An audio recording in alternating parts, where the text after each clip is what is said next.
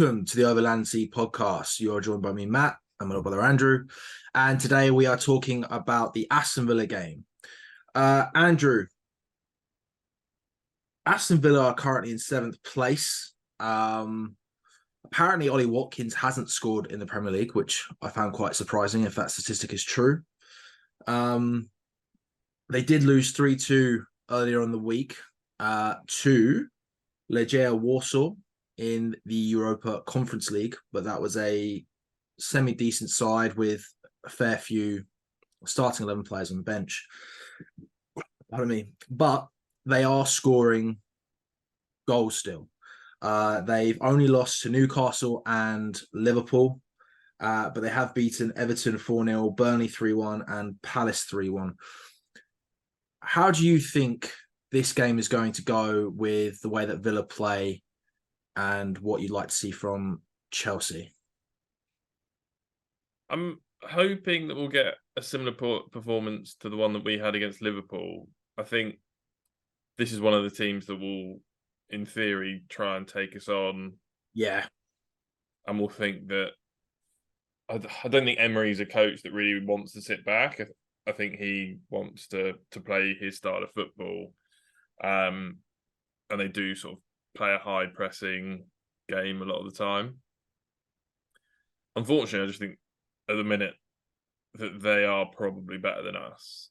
Oh, yeah, no. A lot of that is just sort of team cohesion. They've bought well in the summer. They got Yuri Tielemans for free. They got Pau Torres that tightens up their centre backs. I haven't really rated their centre backs in previous years. They also bought Diaby, who looks like a good signing as well. Very quick, very strong. He's got a finish on him.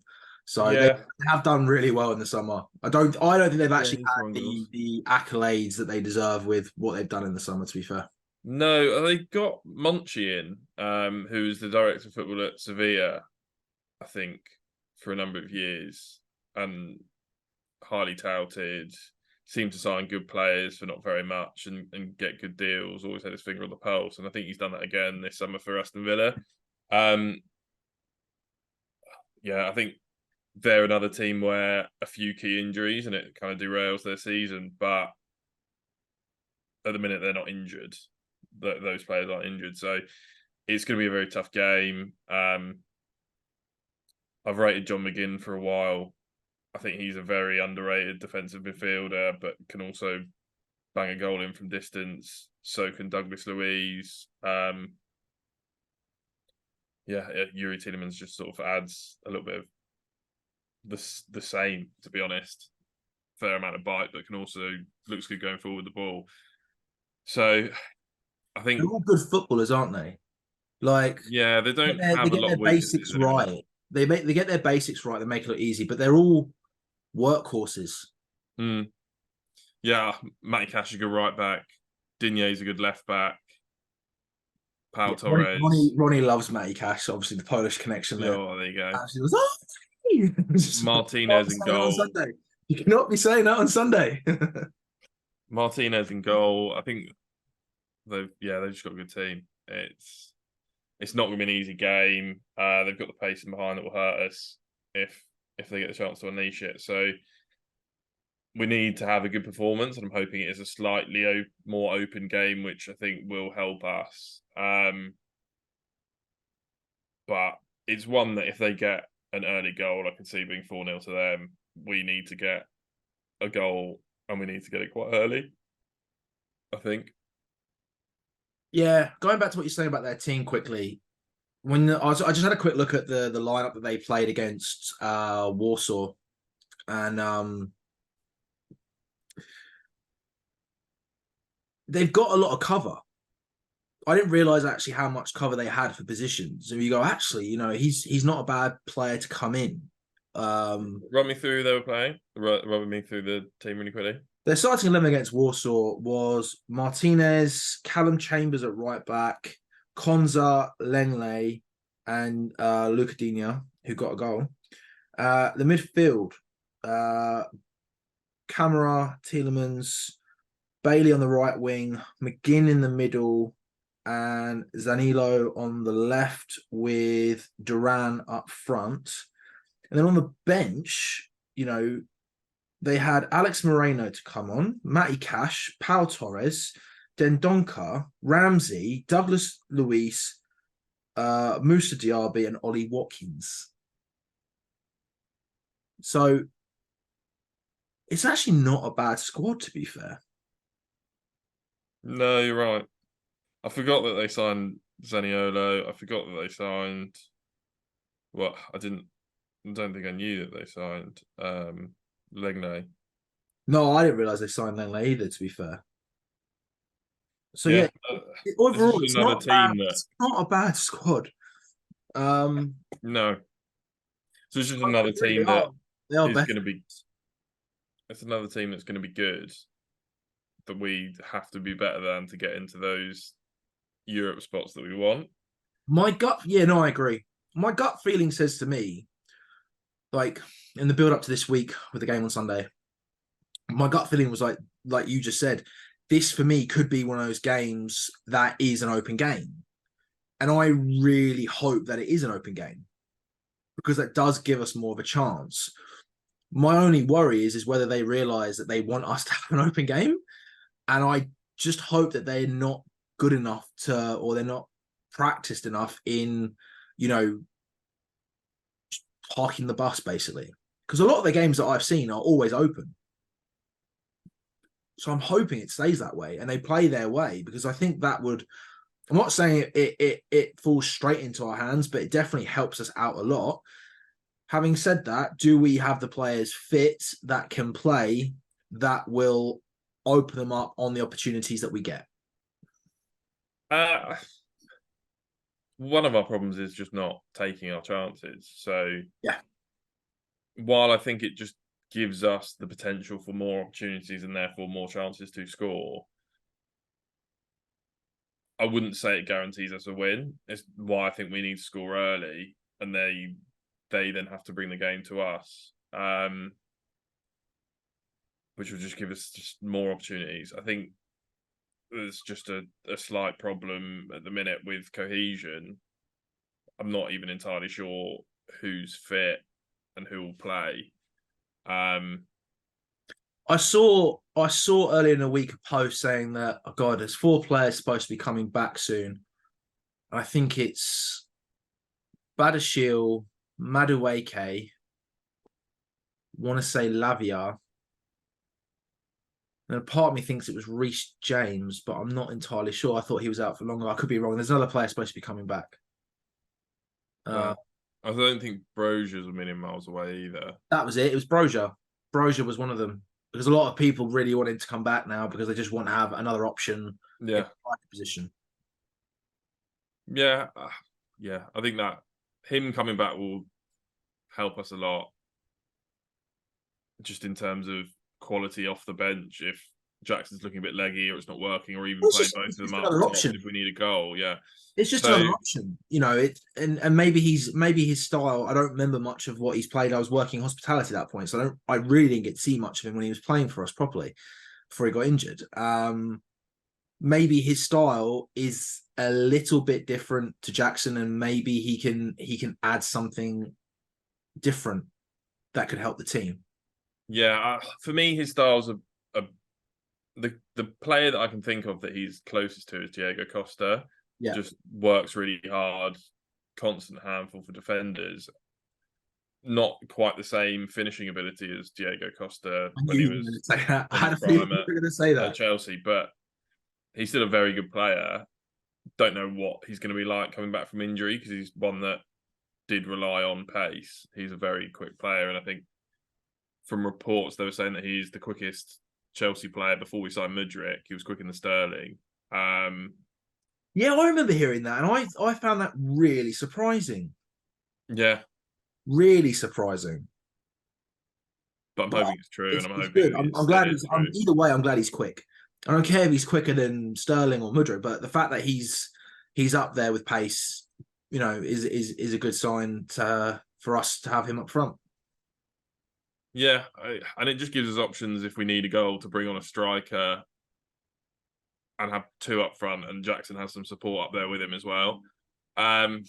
So it's nice to have the options back, but again, I don't really want to rush these players back playing 90 minutes when a few of them have recurring injuries and some of them have had quite serious ones and been out for quite a long period of time. Well, he's been out for a very long time. Yeah. And you never know what player you're going to get back once they've had a serious injury and been out for a while. We've seen it with Loftus-Cheek and Callum Hudson-Odoi in the past, where they've come back and there's a larger element of hesitancy, and you feel like they're trying to avoid that, and it's completely human nature and perfectly acceptable. But well, the same happened. The same happened to Virgil van Dijk after his knee injury. I don't think he came back and played the same way that he played before the knee injury. Yeah, that's fair. Yeah, I mean, current football is all about margins, and if you're 10% off what you were before because that knee's slightly, you just feel something in it, or it shifts slightly, or it's vulnerable, yeah, then you're playing with something in the back of your mind that you weren't before, and you're going to lose some element of performance from that. That edge, you lose edge. But back to the Villa game. I hope some of these players are on the bench and fit and ready to play half an hour, say. I mean, I'd take 20 minutes. Yeah, just something. I mean, I don't see any point. Anything less than 20 minutes for me to bring somebody on, I just think it's pointless, because you just trying to get them into the game sometimes is ridiculous. We saw it with Mudryk coming on at certain points earlier on in the season. He came on, you're waiting for him to get on the ball, and then he just can't get into the game. He doesn't get that ball, and you're like, what's the point? He's fresh. You want them to be able to run around and defend or attack in some way or some form.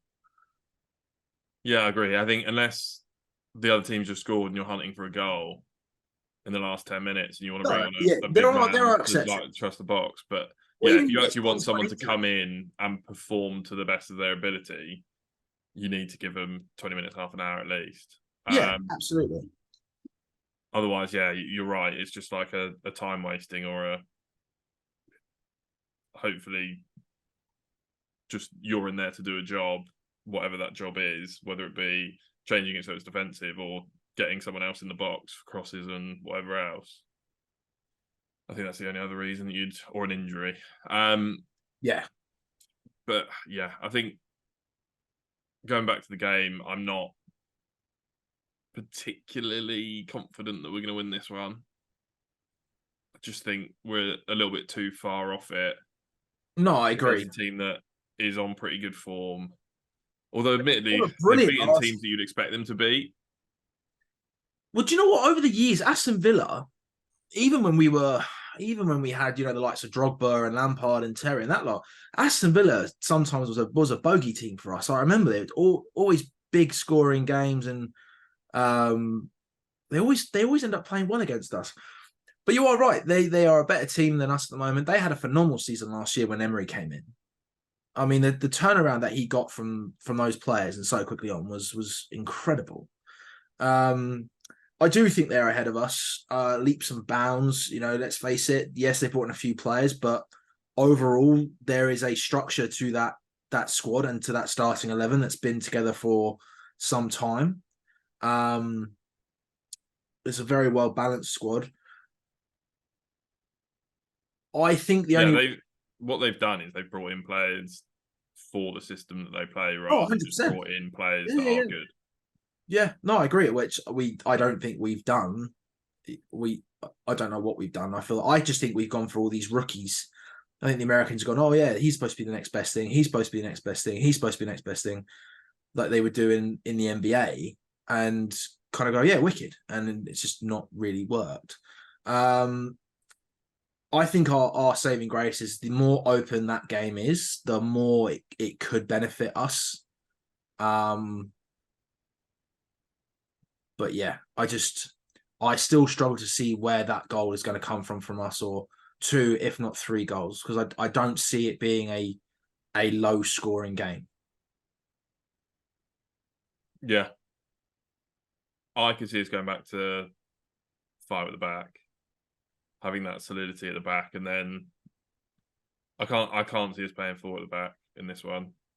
So I think we should though, just because I know it means it leaves us vulnerable at the back. I agree, but I just don't see us getting a goal if we're playing 5 at the back. With the players that we've Yeah. got, I just can't see us unless somebody goes on some Hail Mary run from, a quick throw out from the goalkeeper, which is also very unlikely. Do you know what I mean? It just doesn't seem as feasible. I actually think before we go into the full starting 11s and what we'd see, I actually think this would be a game where actually you drop Silva for 4 at the back. Now I hate saying that because I love him, but I think by dropping Silva, it just gives us a little, that a little bit more pace in the back line. Should we need to cover, which Yeah, I think we will need, and that's the worrying thing. I think we will need it, and I just think maybe if we play the 4 at the back, we've got a bit more pace, could cover us, but then we are losing our most experienced player. I think my main issue with Disasi at the minute is he doesn't look comfortable, and the way that he seems to be counteracting that is trying to sort of drop a little bit deeper than the back line and play more as a sweeper so he can see more, and so he's not like the one that's too pushed too far up, or I don't quite know what it is, but he seems to be dropping slightly deeper than the rest of the back line. And I think that could cause us a problem. Well, it would cause any team a problem because of like offsides, and let's face it, the way that Aston Villa plays, they like getting in behind defenses. They get round this. They either go. There's a little through ball through the middle, and they're through on goal because they got round and behind, or they've gone from the side and they cut it back in. Do you know what I mean? Like that's just how they play. It's very. I don't want to discredit them. Simple, but it's very effective. And if you've got one player that's not in line, you're right. It's going to cause a problem, especially like against a pacey team like that.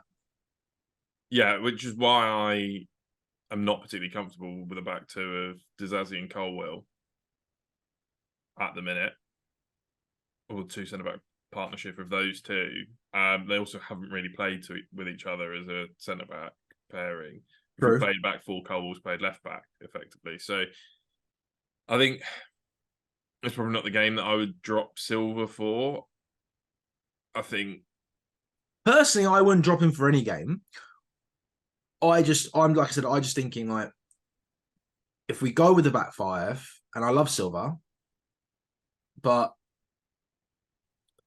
do you know what? Screw it. Let's just go straight into it. Give me. I'm really intrigued now. Give me your starting 11 with the back 5 because I'm intrigued to see how you do it. so. I mean, I think effectively, if we're playing a back 5, the 6 players at the back, including the goalkeeper, kind of pick themselves.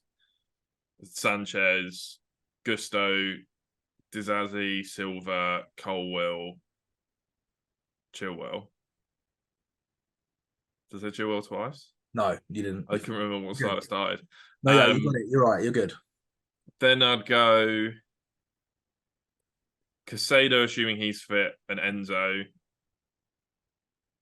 I'd play Sterling, and I'd probably start Mudryk and then Jackson up front. Because I think at least one, there's some consistency there. 2, Mudryk, if a player links up with Jackson, it's Mudryk. Like Mudryk is the best one at linking up with him and playing 1-2. So I think agree. that could Like bring some fruition. I know. That's the one thing that I'm looking forward to seeing on Sunday. I hope I get to see that in the flesh for the first time. Yeah, because outside of that, Mudryk's not playing well. But if he can unleash Jackson a little bit, great. Because as well as Sterling's playing at the minute, the bloke can't play a through ball to Jackson. He's had so many opportunities to play a hard, and a lot of them aren't difficult through balls. but he's had a lot of opportunities, and I don't think any of them have got through to him. And I think if we play But I actually, you know what, anyone else out there, Jackson's just not going to touch the ball. I am going to defend him a little bit. I disagree. There have been times where I'm pretty sure Sterling's done the cross and the ball's gone into the box. And it might not be Jackson, but it might have been, Chilwell, I remember, was one of them, just not bearing it. I know what you mean, consistency. No, I'm not talking about crossing. Like he's done well with that. It's where we've got a chance to counter-attack, or Jackson's got a chance to run in behind, which is how he likes scoring goals. Right. He's the one that's playing a through ball through to him. Right. And he's just not found him. Oh, yeah. No, he doesn't have that. No, he doesn't have that capability. No, absolutely not. No. And I think Mudryk has more of a chance because of the understanding they have together, that a give and go with Mudryk will just work a little bit easier. Jackson gets it, gives it back to Mudryk and makes a run, and Mudryk will understand that he's going. And he's got a chance of finding him. That is actually the only way that I see us having a goal. And I don't know if it'd be Mudryk or I don't know if it'd be Jackson, but it's that or a cross, and it happens to fall at one of our players' feet. And if it's a slightly more open game, there's not 7 players between them and the goal that they've got to try and avoid and get it in and beat the goalkeeper. No, I agree with that. But I just think with the link-up play that Mudryk and Jackson have shown, it does keep players guessing. It really does. You can see them like that. Yeah. They're stood still and they don't know whether they're supposed to go to the man with the ball or if they need to drop back and cover the man that may have just got in behind them. They can't look because then that way the person in front of them with the ball is gone. So that's the what's the best. It's the only thing that we're really doing at the moment moving forward. We just haven't been able to capitalize on it fully, and get some goals from it. So hopefully, if that continues, then that's definitely a positive thing to watch out for. I mean, yeah, I do get your lineup. I don't know. I just worried, but I just wonder if the only what change would you make? What formation? Because you want to play a 4 at the back. So who would you take out and who would you put in, and where would they play? Well, if we do 4 at the back, there's a part of me that thinks that if we do 4 at the back, Poch might play Colwell again at left back. Right. I personally wouldn't. Right. So I would do. Well, I would do the 4 at the back, and I would probably drop Thiago as much as I wouldn't want to. I would drop Thiago just for that bit of extra pace. And who knows, maybe if need be, we bring him on later for a bit of stability and we change the formation. So yeah, you have Gusto, Dizazi, Colwell, Chilwell, and then obviously you'd have Sanchez in goal. Mm-hmm. Completely. Completely went blank. I think Caicedo's supposed to be back actually. But again, it's one of those things where do we bring him back so quickly? And I've got a point with regards to the medic staff. I know we've been talking about them a lot, but we'll get onto that later on in the show. So call it Caicedo if he's fully fit, but I'm probably more likely to go with Big Les. He's quick. I think he's a bulldog in the making or something. Do you know what I mean? He's just. I think with an open game, surprised me since he's come in. And I feel like this with an open game, we're going to really. If it's an open game, well, I really think we'll see what he's made of, and that's quite exciting. So we'll go with. No, actually, I want to go with Big Les. Do you know what? Caicedo's injured. We're going to go with Big Les. Then I'll have Enzo, and I'm going to have Cole Palmer because I'm not being funny. We've bought him. Why aren't we playing him? And actually, he could potentially offer something in that middle bit, help the midfield, help the wingers, feed balls. So I really want to see him play for us in that position. Because otherwise I'm just going to get more annoyed about why we bought him if he doesn't play enough, when actually we're not sure what he can really do for us. We've seen what he can do for City and here and there, but Otherwise, why is he just going to sit on the bench when we spent, what, 50 mil? 45, 50 mil? 45, I think. Yeah. So that's what I want to go with. And then, yeah, Mudryk on the left, Jackson up front. And, I mean, yeah, it kind of has to be Sterling, really, doesn't it? Unless we can put Maatsen on the right. But realistically, I'd actually rather see him come on with 20 minutes to go and try and do something. But that's what I'd like to see. Yeah. Because my biggest issue as well with the starting with the 5 is I'm worried that if we only have, either Enzo or Big Les or Enzo and Caicedo in the middle, granted I know we've got the 5 at the back, I'm worried that because they normally play a 4-2-3-1, I'm worried that we'll get overloaded in the midfield. And I'm not being funny. Douglas Costa has a long range shot on him. Tielemans has a long range shot on him. McGinn has a long range shot on him. That worries me a little bit. I would rather have more in the midfield to try and counteract them coming through, and not have our guys run ragged. That's just my thinking on it. But I think I think that's smart. I think I more went with what I think it's likely to be. Yes, I was just about to say that. I think that's exactly. I was about to say I think Poch is more likely to go with the 5 at the back. But as you and I have both said numerous times on this show, take more risks. And I would rather see us take a risk at a game where you think it could be a bit more open and we might be able to do something or show something, than try and sit back and effectively. I feel like we'll be playing for a draw if we get the 5. If we go for the 5 at the back. Yeah, and with no Chelsea fan will want to see that. And also we need to start getting 3 points, especially as we have dropped points against teams that we should have won. Realistically, we should have beaten. So yeah. Yeah, I think I agree. I think we need to at least show something, and we need to show some character. Yeah, and some willingness to take a risk as well. I think teams know that we're going to spend most of the game passing it around, so I don't think there's too much worry at the minute.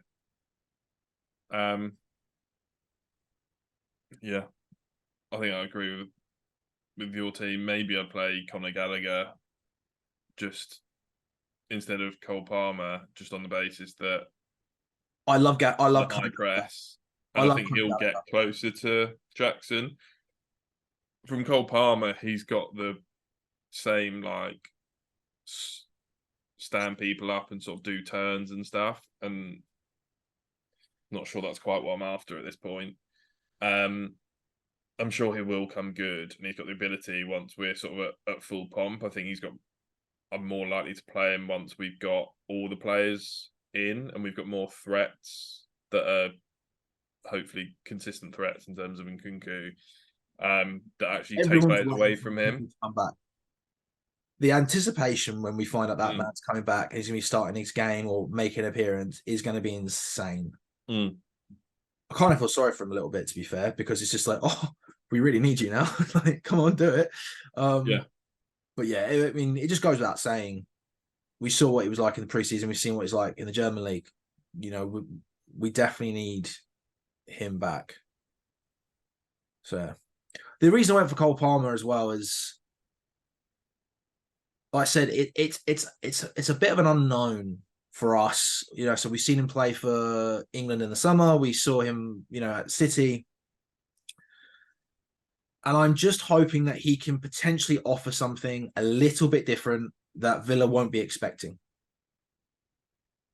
It's a curveball. It's just playing a player that people. I remember when we played Zuma in midfield against Spurs. I think it was like an FA Cup or a League Cup semi-final. It was definitely at Wembley, and no one expected it. I mean, it was just so out of the blue.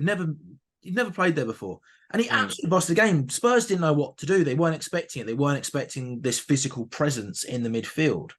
And I just feel like I love it when you can pull something out the bag where you're playing a player that people aren't A, expecting to play, or B, in a position that you don't necessarily think they're going to play in because they're going to do a different formation. And it just keeps teams guessing. And I feel like if the game is going to be open, then I feel like we do need to do something different to try and take control of the game and not let the other team control the game. Yeah, oh, that's fair. I think So that leads us on to score predictions.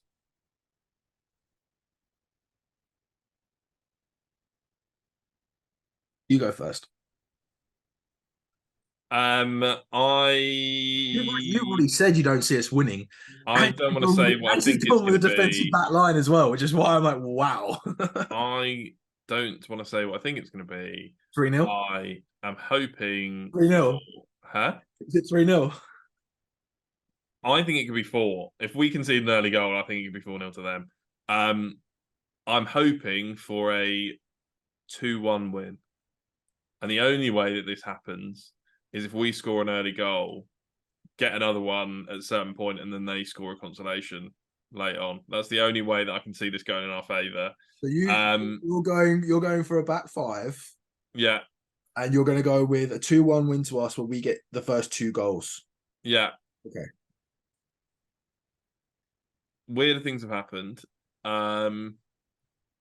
I have to say, it's not the Who score scores? that I think is going to happen. It's what I'm Who's hoping is going to in this alternate universe? I will eat my words. By the way, if this happens, but I will eat my words. Who scores in your 2-1 with the back four? happen. I think we get a penalty for the first one, and I think Jackson scores a second one on a breakaway in an open game. That's what I think. Fair. What do you think?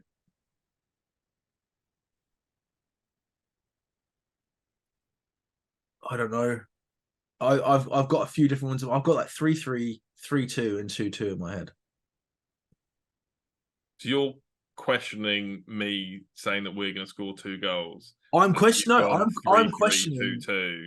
Yeah, I'm questioning. I'm questioning your where you're going to get 2 goals from when we're playing with a back five and we've struggled to score playing a back five. That's all I was questioning. And you even said you don't We think that's scored good. 3 against Luton, so it happened. Luton. Luton. Weird things have happened. We should have scored against Bournemouth and we didn't. Like, Yeah, and some of it's just a bit of bad luck. Some of it's no, for a me, little bit, I oh, know that my issue is that I know that I'm taking a risk at the back. Like I know I'm taking that risk at the back.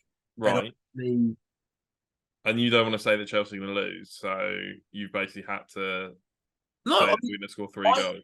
I don't want to say Chelsea are going to lose. I actually think this is quite a tough game. I think we could lose. I think we're more likely to lose than we're going to win. It doesn't mean that we can't win or get a draw. If I'm brutally honest, just because of the way that they play, and like I said, we could try and. I think if we sit back and do the 5, I just think we're playing into their hands a bit more, and we're just going to have to take so much pressure, which is why I went 4 at the back. Like you said, there's concerns over the 2 centre backs playing together for the first time. So for my plan to work, I'm really counting on Big Les if he's playing or Caicedo. I really am. But then again, with a slightly more open game, I'm hoping that works. So I'm going to go. Do you know what? I'm going to go 3-3. Okay, sounds like an exciting game. Well, traditionally they normally are, and like I said, Villas are normally quite high scoring games. But at the same time, if you get in behind Villa, you're normally good. Teams have done it. They do play quite a high defensive line, if I remember correctly, because like you said, they like to press.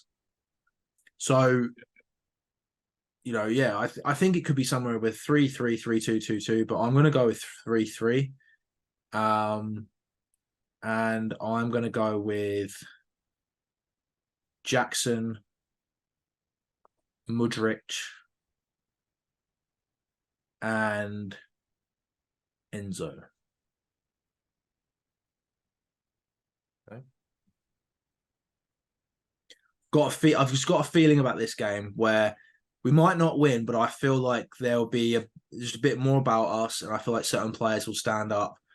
I just think we could be a little bit vulnerable at the back due to the injuries that we've got, and I'll happily accept that if we get a draw. Yeah. And we play the 4, as long as we see a bit more character and see a bit more, pizzazz moving forward, and some real determination with attacking players and creating options and making runs. I can live with that because it's still early on the season. We do have 12 players injured, and it's a brand new fucking team. So yeah, I'm part of me is hoping that they're a little bit more leggy from having a midweek game. well, that's probably why they rested those players that we spoke about. I mean, they Yeah. rested Ramsey, they rested Douglas Luiz, they rested Watkins, they rested Diaby. I'm So assuming they're away from home though, right? they were away from home, so they were in So they've Poland. still got to do the flight. They've still got to mess Yeah, yeah, about. They yeah, still yeah. can't really No, be back at the absolutely. training ground focusing on the Chelsea game. So And they've lost to a team which no offense to them, Ronnie was so happy. They've lost to a team which arguably I think they still should have beaten.